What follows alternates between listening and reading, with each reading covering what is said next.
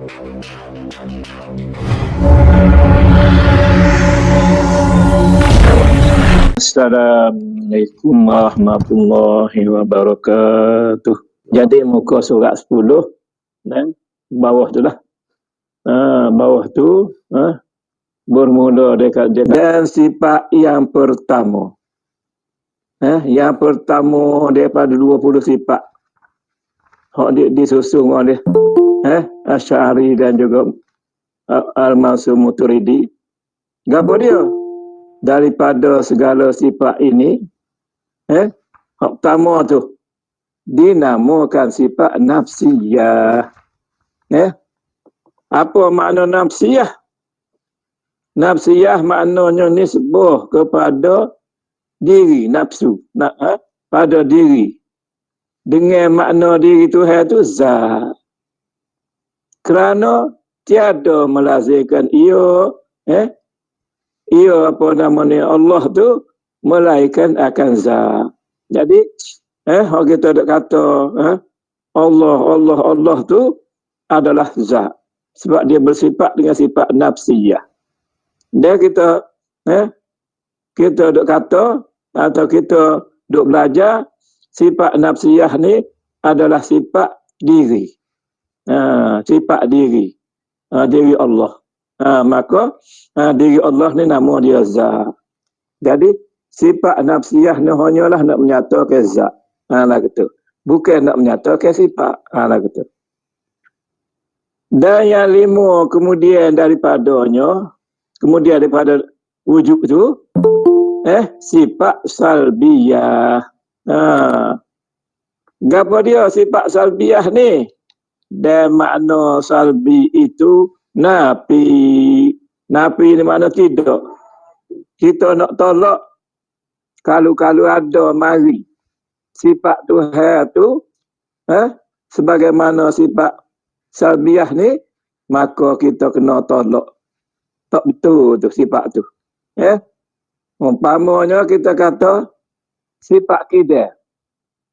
Nak rayak Tuhan ni sedia, nak tolak takut-takut nyada kita duk berasa baru.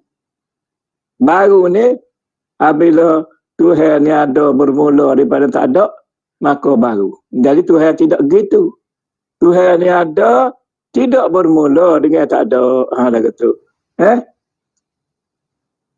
Kerana tiap-tiap satu daripada sifat salbiyah ni menafikan kekurangan Allah Ta'ala. Nak tolak kekurangan. Katalah kidal tu, kita kata baru. Baru tu kekurangan. Baka, kita nak tolak, baka ni kekal. Kita nak tolak, punah. Ataupun berubah. Mukhalafatuhu ta'ala lil hawadis, kita nak tolak bahawa tak ada Tuhan ni tak akan serupa dengan makhluk. Kuk mana-mana pun tak serupa. Tak serupa dari segi asma dia, dari segi af'al dia, dan daripada sifat dia, dan zat dia, tak serupa berlaku. Jadi tak serupa. Jadi kalau makhluk ni berjirim berjisim, ada Tuhan tu tidak berjirim dan tidak berjisim. Lah ketulah. Sebab berjirim berjisim ni adalah kekurangan. Lah ketu. Dan 7 kemudian daripada sifat salbiyah ni, sifat ma'ani, nama dia. Kerana apa? Kerana ia beberapa makna yang berdiri dengan zat Ta'ala. Jadi sifat ma'ani ni sifat yang ada pada zat Tuhan, bukan ada pada hak lain. Bukan ada pada kita. Mana sifat tu je? Sifat ma'ani ni dia ada 7. Dia tu hayat, ilmu, kudrat, iradah, sama, basar, kalam. Jadi itulah 7 sifat yang mana sifat tu seolah-olah ada di kita, tapi tidak di kita. Dia hanya nyata sahaja. Ni lah ramai abuk-abuk kita ni jadi tergelas situ. Dia kata gana. Dia kata, sifat ni, sifat ma'ani ni, sifat Tuhan wibinya kita. Jangan ada lah gitu. Sebab Tuhan ni dia tidak wibinya. Apa tak wibinya? Tak boleh sifat yang kodim tu nak bui ke muhdah ni. Tak boleh. Mustahil. Dah gitu. Ni kena bicara molek dah. Biar kita yakin. Biar kita yakin bahawa sifat yang kodim ini tidak akan ada di muhdah di makhluk. Lah gitu. Kudrat seolah-olah sudut kita seolah-olah sahaja. Tetapi dia hanya tidak melazimi di kita. Dia hanya nyata di kita. Apa dia nyata di kita? Nak wayaknya semua tu sifat Tuhan berlaku. Lah gitu. Maka inilah 13 sifat serta segala lawannya. Lawan 13 tadi. Dan segala dalilnya. Dalil menunjuk. Yang wajib kita ketahuikan dia dalil. Atas jalan tafsir. Atas jalan ceraya so-so-so. Pada kau yang roja. Pada puak-puak ulama yang masyhur. Yang jelas. Iaitu kaum Imam Asy'ari. Kaum Imam Asy'ari. Atau kaum Qadi. Dan kaum Imam Al-Haramaini. Jadi semua ni menyatakan sifat Tuhan secara tafsil.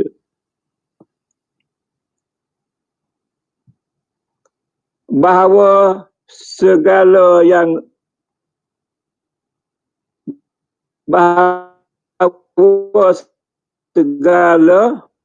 tengok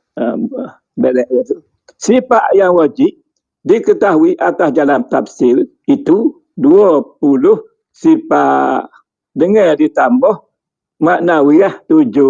Jadi sifat nafsi sifat salbiyah 5. Bila wajib dulu. Sifat ma'ani 7. Sifat manabiyah 7.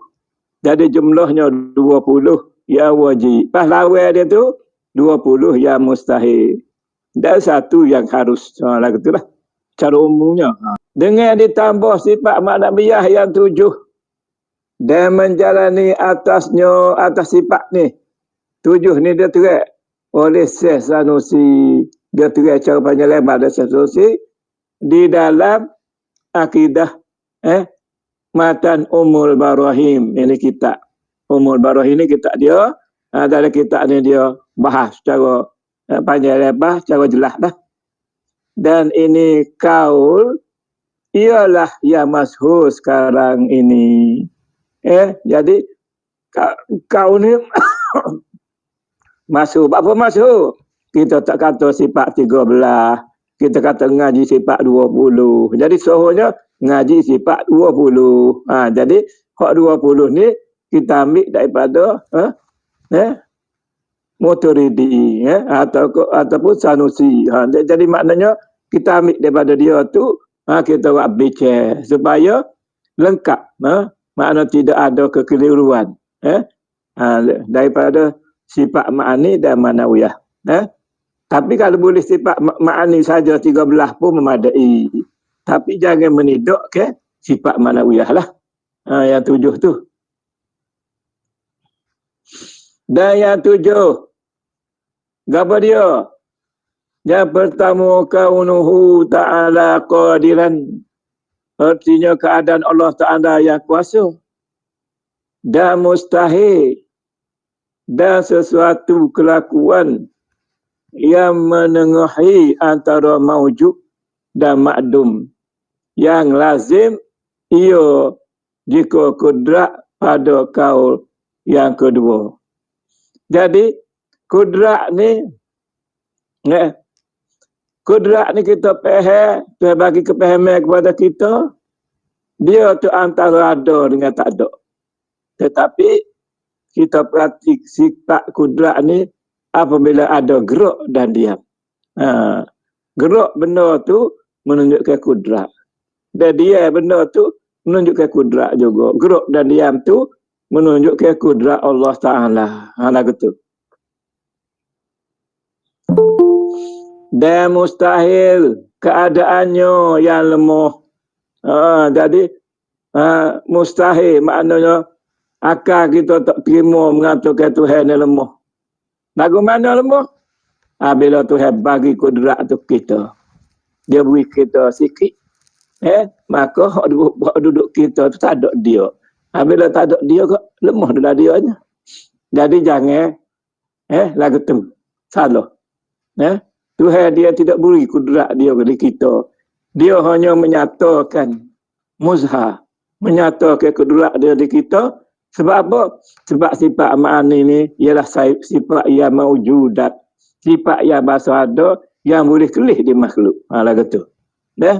Yang lazim ia bagi kudrat pada kaum yang kedua. Pada kaum yang kedua mengatakan bahawa kudrat ni antara maujud dan ma'adum. Dia kata begitu. Dan demikian lagi dikatakan kudrat pada 6 sifat yang lagi akan datang. Jadi saat ini dah sebut dasar apa namanya kudrat, ada 6 lagi sifat. Berapa dia? Kaunuhu muridan, artinya keadaan Allah Ta'ala yang menghendaki. Dan mustahil keadaan ada sesuatu dengan ketiadaan kehendaknya. Ya Allah. Dan seterusnya kaunuhu aliman, artinya keadaan Allah Ta'ala yang mengetahui. Dan mustahil keadaan Allah Ta'ala yang jahil. Begitu. Kemudian seterusnya kaunuhu hayyan, artinya keadaan Allah Ta'ala yang hidup. Dan mustahil keadaan Allah Ta'ala yang mati. Begitu. Dan kaunuhu sami'an, artinya keadaan Allah Ta'ala yang mendengar. Dan mustahil keadaannya Allah Ta'ala yang tuli. Dan kaunuhu basirat, artinya mustahil keadaan Allah Ta'ala yang bisu. Dan dalil segala sifat ini atas kaul yang mengisbatkan dia, diketahuikan dia daripada segala dalil sifat ma'ani yang telah lalu. Dalilnya supaya dalil sifat ma'ani dia kata.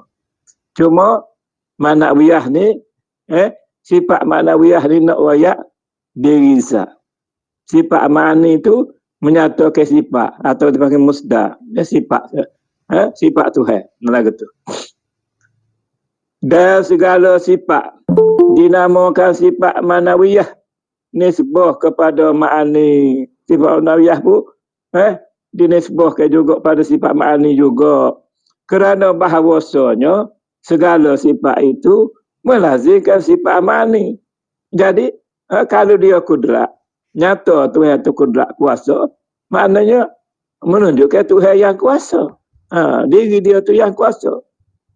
Kalau nyata sifat iradat kehendak, maka melazimkan menyatakan diri Tuhan itu yang berkehendak. Kaunuhu muridan. Lagu itulah. Tambihun, ketahui olehmu bahawasanya al-kauni, al-kaun qadiran, dan al-kauni muridan, dan al-kauni aliman, hingga akhirnya itu sabit sekaliannya itu dengan tiada khilaf, maka wajib ia bagi Allah Ta'ala dengan ijma' atas mazhab ahli sunnah dan mu'tazilah, dan atas mazhab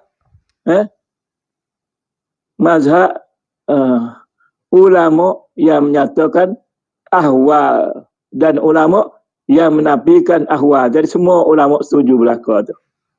Hanya sesungguhnya khilaf itu pada keadaan beberapa sifat yang lebih atas segala sifat ma'ani, atau tiada lebih atas sifat ma'ani. Bahkan ia umuril i'tibari, maknanya bekerja yang bahasa iktibar. Iktibar ni maknanya yang menunjukkan.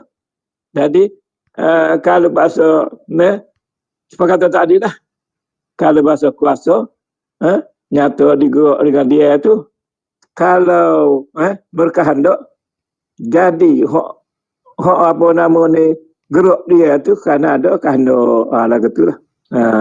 Dan seterusnya lah. Ilmu bahawa al-kauni qadiran dan al-kauni muridan dan al-kauni aliman hingga akhirnya itu sabit sekaliannya dengan tiada khilaf, maka wajib ia bagi Allah Ta'ala dengan ijma' atas mazhab ahli sunnah dan mu'tazilah serupa belaka, dan atas mazhab ulama yang menyatakan ahwal, yang menyatakan sifat ketuhanan ni serupa belaka, dan ulama yang menafikan ahwal, dia tolak yang menolak kerjaan Allah Ta'ala atas sesuatu ni, dan hanya sesungguhnya khilaf itu pada keadaan beberapa sifat yang lebih atas segala sifat ma'ani. Jadi hak dia tak terimanya hak sifat yang lebih, dia kata yang lebih ni maknanya kalau katalah kudrat Allah Ta'ala, maka kita tengok tangan kita bergerak tu jadi hak lebih tu nampak tangan bergerak, sedangkan kudrat ni bukan tangan. Kudrat tu menunjukkan gerak tu.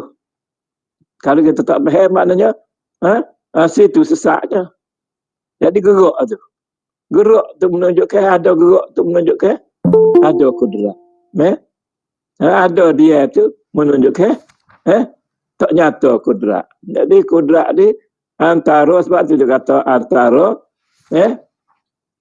kudrat ni antara ada dengan tiada. Dia kata lagu tu. Atau tiada lebih atasnya. Bahkan umuril i'tibari. Artinya beberapa perkara yang diiktibarkan pada zihin juga. Tiada pada kharij. Jadi benda ni hanya pada zihin, iaitu pegangan mata hati, dan tidaklah pada hak nampak jelas, hak kharij. Kharij ni hak nampak jelas ni lah dengan mata dua butir ni, dipanggil kharij. Maka tatkala itu, maka makna ingkarkan ahwal pada mereka itu yang menafikan dia itu engkar lebihnya atas ma'ani. Engkarnya bukanlah sifat sifat apa ni manawiyah ni lain daripada sifat ma'ani, lebih. Bukan lain. Cumanya sifat ma'ani ni nak menyatakan sifat, dan sifat manawiyah tu menunjukkan zat. Lagu tu. Tiada ingkarkan keadaan Subhanahu wa Ta'ala yang kuasa. Keadaan Subhanahu wa Ta'ala yang kuasa. Misalnya tu, makna tolak daripada asal kudrat tu, kalau kita kata asal kudrat tu kepada kita, itu kufur. Cuba tengok hak 5 ni bawah tu. Sumber kembali kepada katanya keadaan yang kuasa. Lagu tu. Jadi lagu tu. Kerana bahawasanya ia perkara yang diijmakkan atasnya sehingga-hingganya tiada wajib kita mengenalkan dia atas jalan tafsir atas kaum yang rajih.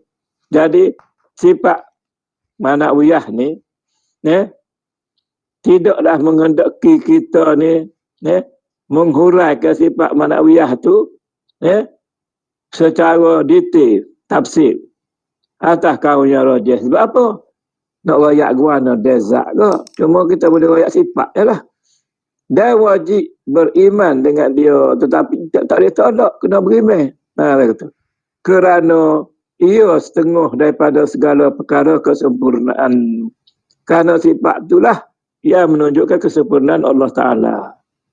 Dan demikian lagi, jadi kafir orang yang menafikan sifat nafsiyah Kalau kita nafi, kita tolak sifat nafsiyah, sifat wujud. Ada tu Tuhan.